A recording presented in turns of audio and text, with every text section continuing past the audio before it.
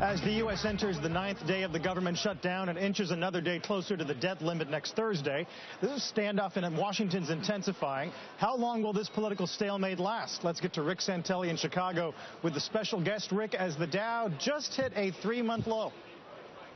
Yeah, no, it definitely hitting a 3-month low, and interest rates are still Rip Van Winkle. I'd like to welcome Congressman Roskam, local boy from Illinois. Thanks for taking the time today. Thanks, Rick. Thanks very much. All right, let's go backwards with the news cycle.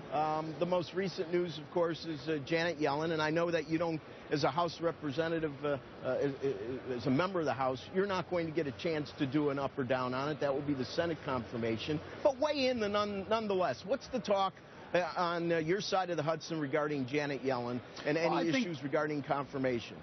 I think she's going to get a fair hearing and fair consideration, obviously. There's issues that have bubbled up in terms of her advocacy in the past for the stimulus, which is largely seen as underperforming. But, you know, it's, hey, why not deal with the continuing resolution and the debt ceiling, and let's throw a new Fed chairman all in there in the same tumbler and mix it up. So she'll get a fair hearing, and the Senate's going to make a good decision when it comes down to it.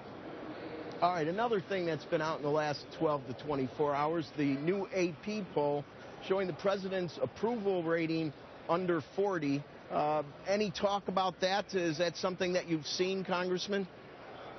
I think that President Obama is on an island that is beginning to flood, and here's what I mean. This notion of not talking to people is, I think, very unpopular. And while everybody can have their different positions, and those have been well articulated and well argued over the past several weeks, the notion of saying I am unwilling to sit down and negotiate substantively with folks on the other side of the aisle is something that I think most Americans really bristle at. So I don't think it's a position that the president will be able to sustain over the next several days, and that he will, in fact, come to the negotiating table, particularly in light of these softening numbers.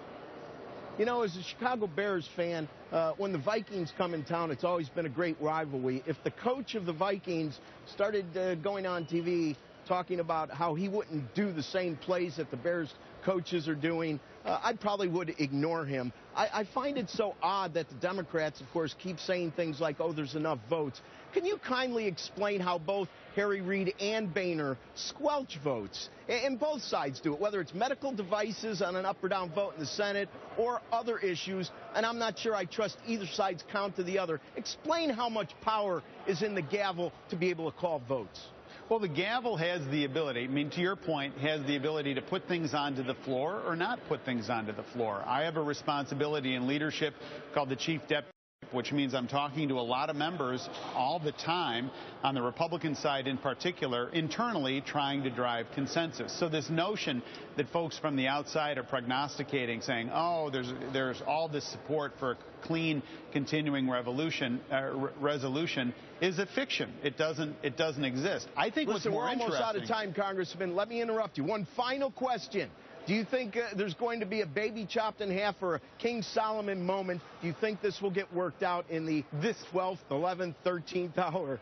There's no question this gets worked out. When it all comes down to it, we're a nation of a capacity to deal with these things, but we've got to talk to one another. And the White House may redefine the word negotiate, but they'll negotiate.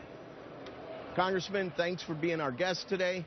Carl? Thanks, Rick. Simon, back to you. All right, thank you very much, Rick.